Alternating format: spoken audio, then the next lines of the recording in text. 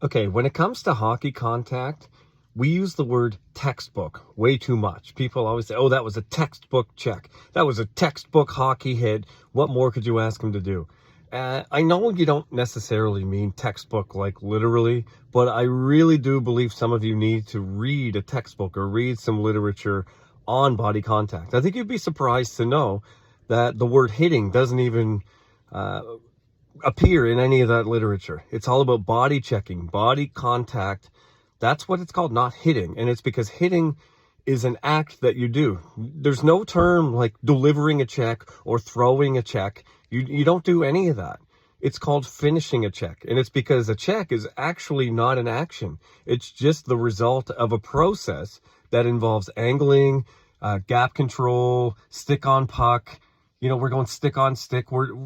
We're not actually doing anything at the end to launch or extend or explode or put any extra force into that contact. The contact happens organically because of body position and two players just run out of space and run into each other.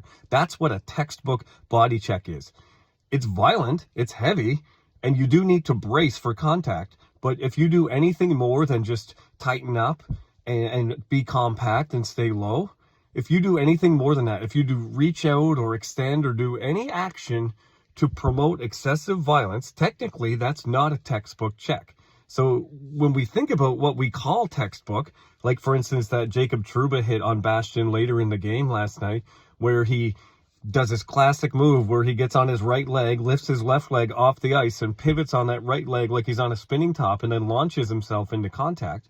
Yeah, he might not have come off the ice at contact. It was shoulder to shoulder technically. It was clean by definition, although I might call it a charge, but it was clean by definition, but it certainly wasn't textbook. It is not what we would teach someone how to do body contact. So we really need to change the language and the things that we look for. We have to remember what an ideal check is when we start to judge some of these ones that are borderline. They're not necessarily dirty, but they're absolutely not textbook. So when we look at penalties and when we look at what we think is actually dirty or cheap, we have to realize how far removed it is from the true definition of textbook and not just the definition of clean, because a clean check can be way off of what a textbook or ideal check should be. That would be sort of a borderline one. We can't judge penalties and dangerous ones with those ones and say that's the difference, that's the line between clean and dirty.